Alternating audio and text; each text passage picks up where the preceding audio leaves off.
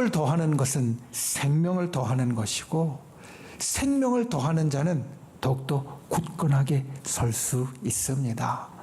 올 한 해 우리의 표어가 굳게 선즉 살리라입니다. 굳게 서서 내가 살아나고 세상을 살리는 그 축복을 더하는 사람이 되기를 주님의 이름으로 축원을 드립니다. 그리고 우리가 오늘 말씀을 올 한 해 묵상하면서 이와 같은 역사가 저와 여러분에게 있기를 예수님의 이름으로 축원을 드립니다. 첫 번째, 오늘 말씀 가운데 우리가 기억해야 될 것, 믿음과 성령으로 굳게 서십시오. 오늘 우리가 보는 데살로니가 전서 3장은 디모데를 보내는 이야기입니다. 바울과 그리고 함께 선교하고 있던 선교팀이 디모데를 데살로니가 교회로 보냈습니다. 사실 디모데를 보낸다는 것 자체가 예사로운 일이 아닙니다. 왜냐하면 바울에게 있어서 이 디모데는 영적인 아들과 같고 자기 옆에 있는 가장 믿을 만한 사람이었기 때문입니다. 지금 바울과 그리고 바울의 팀은 선교를 하고 있습니다. 그리고 이 3장에 나오는 말씀 뒤에 7절에 보면 굉장히 어려운 상황 가운데도 있습니다. 모든 궁핍과 환난을 말하고 있습니다. 자기도 지금 어렵습니다. 그런데 그 어려운 상황 가운데 가장 믿을 만한 디모데를 보내는 것, 이유가 있을 겁니다. 오늘 말씀의 앞에 데살로니가 전서 3장 2절과 3절은 그 이유를 이렇게 이야기합니다. 너희를 굳건하게 하고 너희 믿음에 대하여 위로함으로 아무도 이 여러 환난 중에 흔들리지 않게 하려 함이라. 데살로니가 교회에 문제가 있었습니다. 환난이 있었습니다. 그래서 보냅니다. 왜 보내냐면 디모데를 통하여서 이들을 굳건하게 하려고, 흔들리지 않게 하려고. 부모가 자녀를 향해 갖는 마음, 한마디로 이야기하면 이걸 겁니다. 모든 것을 다 살펴주는 것. 사실 부모에게 있어서 자녀는 아주 어린아이 갓난아기 때부터 보게 되고 그리고 살피게 됩니다. 그러니 여러분 생각해 보십시오. 갓난아기 때는 무엇을 살펴주어야 합니까? 먹는 것, 자는 것, 입는 것, 아픈 것, 모든 것을 다 살펴줘야 됩니다. 그 자녀가 자라나도 사실 부모의 그 마음은 변하지 않습니다. 어릴 때 살펴주던 것보다 조금 신경을 덜 할 뿐이지 그 자녀의 모든 것들을 살펴주기 원하는 것은 이 땅에 있는 모든 부모님들의 마음이라는 겁니다. 그래서 여러분 새해가 되면 사실 부모님께 감사해야 합니다. 우리 부모님이 아직 이 땅에 생존하고 계시다면 우리 부모님이 나를 향하여 그런 마음을 갖고 계신다. 모든 것을 다 살펴주시기 원하는 마음을 갖고 계시고 그래서 내가 지난 한 해를 잘 살았고 또 새로운 한 해를 열었다. 이와 같이 감사할 수 있는 분들이 되시기를 바랍니다. 그런데 부모님들이 그런 마음을 갖고 있다가 조금 자유로워지는 때가 있습니다. 언제냐면 자녀가 어른이 되었을 때. 그런데 이 어른이 되었다는 것은 단순히 나이만 많이 먹은 것을 말하는 게 아닙니다. 자녀가 어른이 되어서 이제는 모든 것을 다 살펴주지 않고 신경을 좀 덜 써도 된다라고 생각하는 것은 이 자녀가 어른이 되어서 이제 자기 앞가림은 할 만하게 되었다라고 느끼는 순간입니다. 자기 인생은 책임질 수 있겠다. 이 정도면 이제는 살아갈 수 있겠다라고 생각이 되면 그러면 부모님이 여전히 신경을 쓰긴 하지만 그 이전보다 좀 더 자유로워집니다. 데살로니가 교인들을 향한 바울의 마음이 사실 이러했습니다. 데살로니가 교회는 바울과 실라가 전도해서 세운 교회입니다. 교회와 그 성도들이 다 바울의 전도로 모인 사람들입니다. 그러니 이들이 굳게 서기를 바라는 것은 목회자로서 그리고 이 데살로니가 교회를 세운 그리고 그 성도들을 믿음으로 인도한 사람으로서 당연한 마음이라는 겁니다. 얼마 전에 우리가 임직식을 할 때 한 권사님이 제게 와서 이런 이야기를 했습니다. 권사님이 저한테 이번에 임직하는 분 가운데 아무개 권사님, 목사님 특별히 좀 신경을 써주세요. 왜 그런가 이야기를 들었더니 그 권사님이 이번에 임직하는 권사님을 제일 처음 전도해서 우리 교회로 이끌었고 우리 교회에서 신앙생활을 시작해서 그래서 이제 성도가 되고 집사가 되고 권사가 되는 것을 다 지금 보고 있다라는 겁니다. 그러니 자기가 인도해서 전도해서 믿음의 길로 들어선 그 이제 임직하는 권사님 되는 거 참 축하하고 자기 마음이 좋다라고 하면서 목사님 그러니 꼭 좀 더 신경 써달라고 그렇게 이야기하시는 말씀을 들었습니다. 내가 전도한 분이 권사님이 되니까 참 기쁘다라는 겁니다. 바울의 마음은 더 했을 겁니다. 그리고 하나님의 마음은 더 했을 겁니다. 데살로니가의 성도들이 교인들이 든든히 서기 원하는 마음, 바울의 소원이었고 하나님의 소원이었습니다. 그리고 이것은 오늘날 우리를 향한 동일한 소원인 것을 우리가 기억해야 합니다. 오늘 말씀 처음 이렇게 시작합니다. 그러므로 너희가 주 안에 굳게 서라. 여러분, 주 안에서 굳게 선다는 것은 사실 두 가지를 말합니다. 믿음에 굳게 서는 것과 성령으로 굳게 서는 것입니다. 우리가 주 안에서 굳게 서려면 믿음이 필요합니다. 여러분, 믿음이 없이는 굳게 설 수 없습니다. 우리 신앙의 사람들에게 믿음은 가장 기초이고 가장 근본입니다. 여러분, 성경을 읽을 때 생각해 보십시오. 우리는 이 성경을 읽습니다. 올해 신년이 되어서 내가 올해는 성경을 꼭 몇 번 읽어야지 작정한 분들 많이 계실 겁니다. 그런데 이 성경을 읽을 때 믿음이 없으면 그게 우리한테 별 도움이 안 됩니다. 믿음이 없이 성경을 읽으면 우리에게 깨달음이 없습니다. 믿음이 없이 성경을 읽으면 은혜가 안 됩니다. 믿음이 없이 성경을 읽으면 말씀으로 일어나는 역사가 내게 없습니다. 그래서 우리는 말씀을 읽을 때에도 믿음이 있어야 합니다. 이것이 하나님 내게 주시는 말씀이고 이것이 내게 반드시 이루어질 일이고 하나님이 내게 주신 약속이다. 다윗을 보면 우리 이것을 알 수 있습니다. 다윗이 어렸을 때 선지자 사무엘에 의해서 기름 부음 받았습니다. 그러면서 하나님의 말씀을 듣습니다. 이제 내가 앞으로 이스라엘의 왕이 될 것이다. 다윗이 이것을 믿었습니다. 만약 다윗이 이것을 믿지 않았으면 다윗의 일생은 목동으로 끝났을 겁니다. 그런데 다윗이 이것을 믿었습니다. 이스라엘의 왕이 되리라는 하나님의 말씀을. 그러니까 그는 왕이 되기 위하여 한 걸음 한 걸음 나아가서 결국은 그의 인생은 왕으로 세워지는 인생이 되었다라는 겁니다. 우리의 삶에 있어서 굳게 서기 위해서는 믿음이 있어야 합니다. 올 한 해 믿음을 갖는 분들이 되시기를 바랍니다. 주께서 내게 믿음을 주시기를 구하고 그 믿음을 내 속에 견고하게 세워서 저와 여러분의 인생이 굳건하게 세워지는 역사가 있기를 예수님의 이름으로 축원을 드립니다. 그리고 성령이 필요합니다. 주 안에서 굳게 서는 것, 다른 게 아닙니다. 세상의 다른 어떤 것이 아니라 주 안에서 굳게 서는 것은 주님의 영이 우리 속에 있어야 됩니다.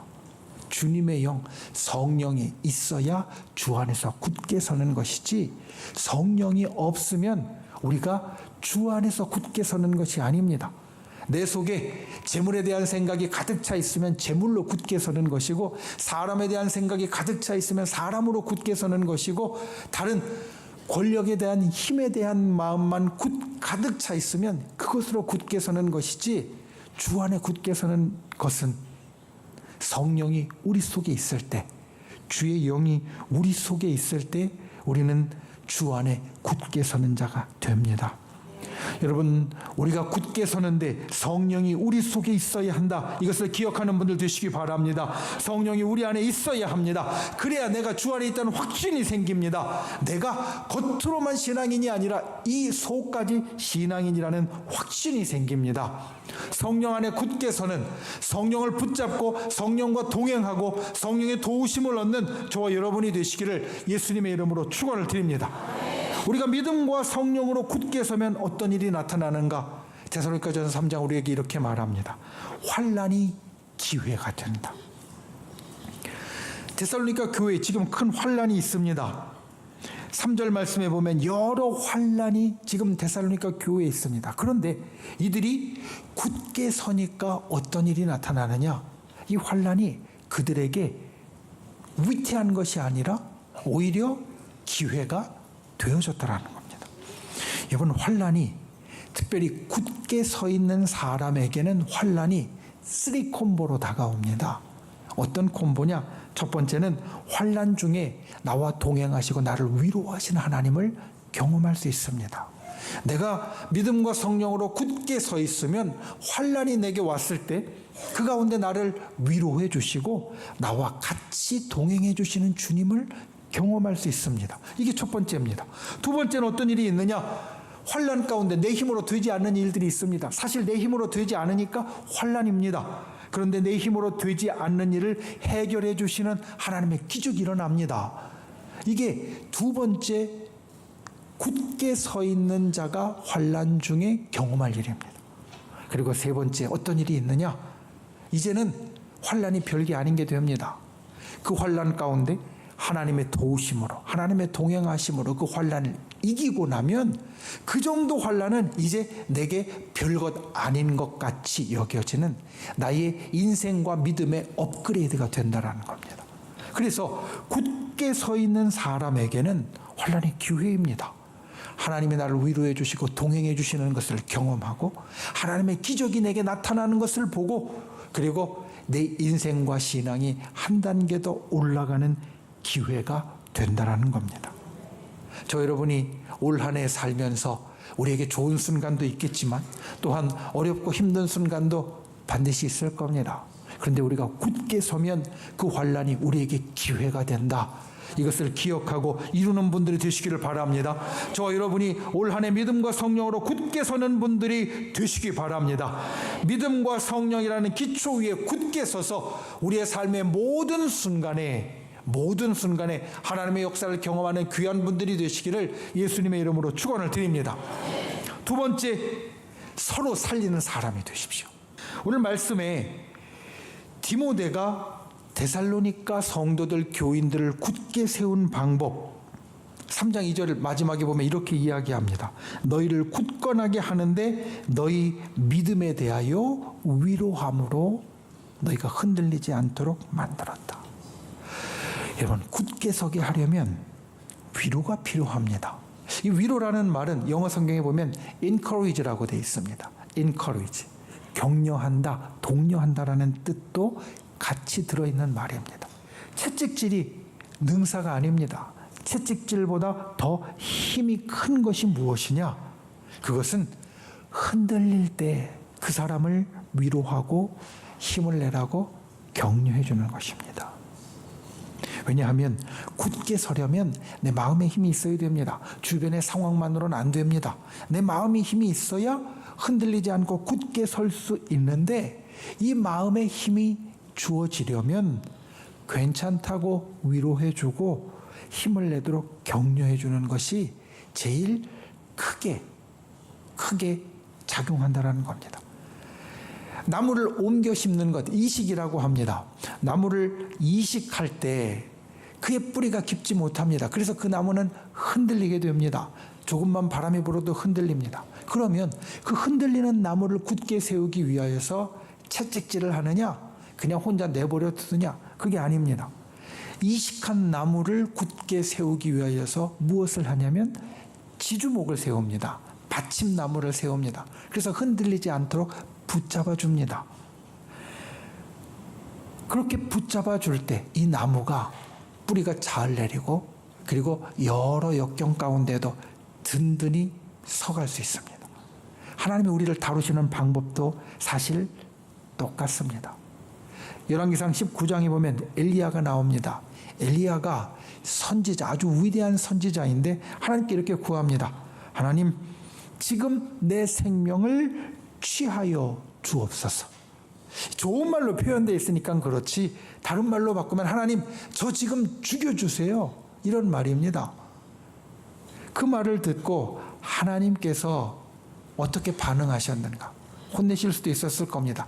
그래도 네가 내가 세운 선지자로 이 모든 이스라엘 백성들 가운데 제일 뛰어난 자인데 네가 그렇게 규의를 범하려고 그냥 스스로 죽여달라고 이야기하는 것 안 되는 일이야. 마음 바꿔 먹어. 하실 수도 있었을 겁니다. 그런데 그때 하나님이 하신 방법이 무엇이냐면 아무 말씀 안 하시고 천사를 보내서 엘리야에게 음식을 주시고 물을 주십니다. 먹여주셔서 힘을 내게 하십니다. 그리고 나서 또 무엇을 하시느냐? 또 음식을 주시고 또 물을 주십니다. 언제까지? 엘리야가 스스로 일어나서 다시 길을 갈 수 있을 때까지. 그러니까 하나님께서 정말 힘들고 죽기를 구하는 엘리야에게 하신 것은 그걸 혼내키시고 채찍질하시고 그리고 다그치시는 것이 아니라 그냥 그대로 두시면서 먹이시고 마시게 하시고 쉬게 하시면서 힘을 주셨더라는 겁니다. 우리가 이 땅을 살 때 우리가 굳게 세우는 방법, 위로하고 격려하는 것이 첫 번째입니다. 오늘 데살로니가에 있는 성도들이 그렇게 해서 세워졌습니다. 그리고 그렇게 위로하고 격려하는 것은 더욱더 놀라운 일을 만들어냅니다.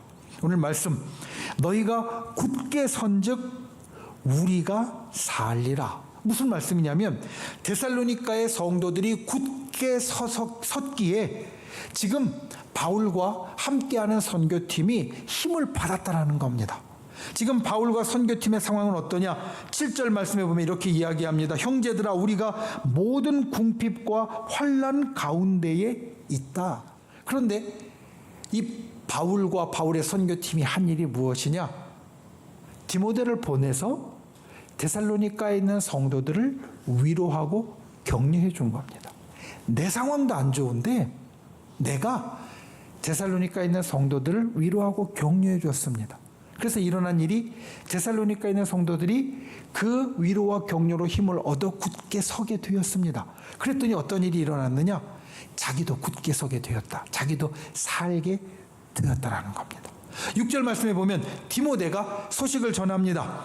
그 소식의 내용은 이제 데살로니가에 있는 성도들이 믿음 안에서 잘 섰고 서로 사랑하게 되었고 또 바울을 그리고 선교팀을 간절히 보고 싶어 한다는 좋은 내용이었습니다. 데살로니가에 있는 성도들이 환난 가운데서 굳게 서서 이제는 잘하게 되었다라는 소식을 들으니 바울에게 위로와 격려가 되었습니다. 그리고 바울이 다시 일어서고 내가 살리라. 말 그대로 산다라는 겁니다. 그게 아니면 죽을 것 같았는데 산다라는 겁니다. 힘을 얻었다라는 겁니다. 우리가 굳게 서는 것은 이와 같은 역사가 있습니다. 내가 누구를 위로하고 격려해서 그를 굳게 세우면 그것은 또한 나에게도 위로와 격려가 되어진다라는 겁니다. 우리가 이 땅을 살면서 서로를 세워주고 그리고 서로에게 또한 나의 이야기를 해 주어야 할 이유가 거기에 있습니다. 우리는 보통 내가 겪은 환난의 이야기를 생각할 때 이렇게 생각합니다.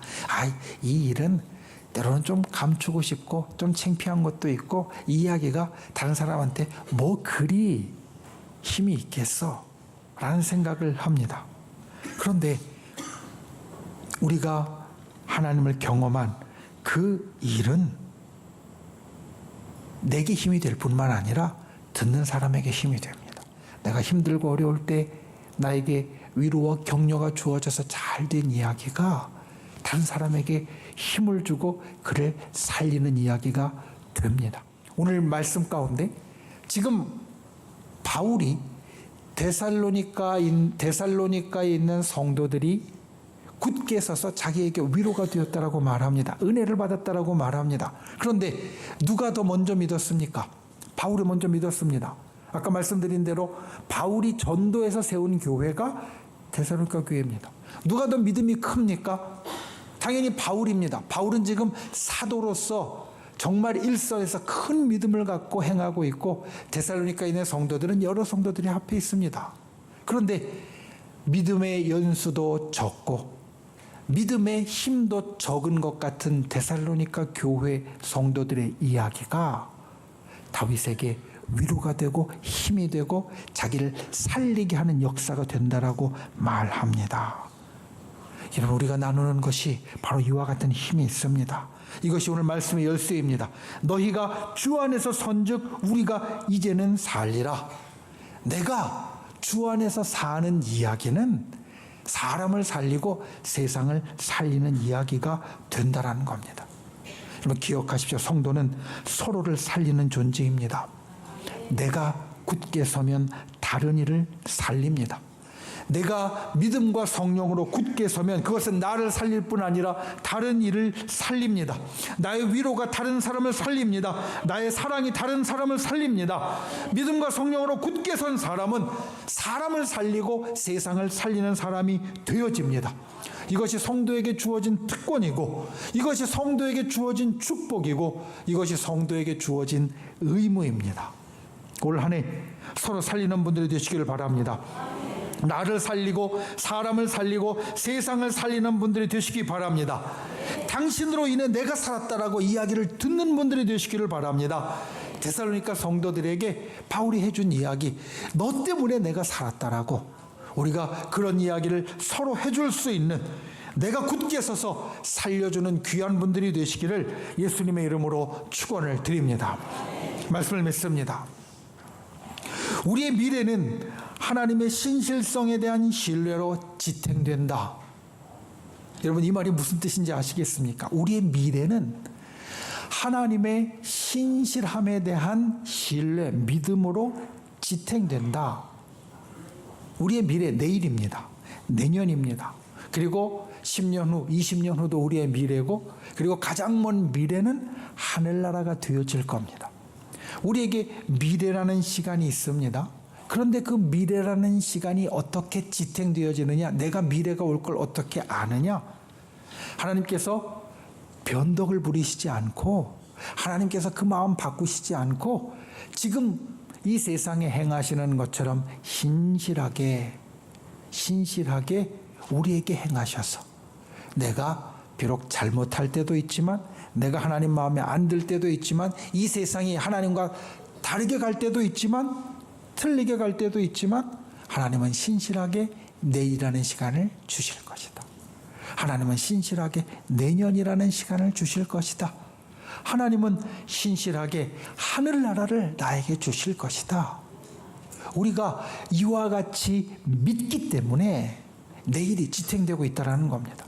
내일이라는 시간, 아무도 장담할 수 없는 시간인데 우리는 내일이 올 걸 압니다. 왜냐하면 하나님께서 신실하게 내일을 우리에게 주실 걸 믿기 때문에. 반대로 이야기하면 하나님의 신실성에 대한 믿음이 흔들리면 모든 게 흔들리는 겁니다. 나도 흔들리고 세상도 흔들리는 겁니다.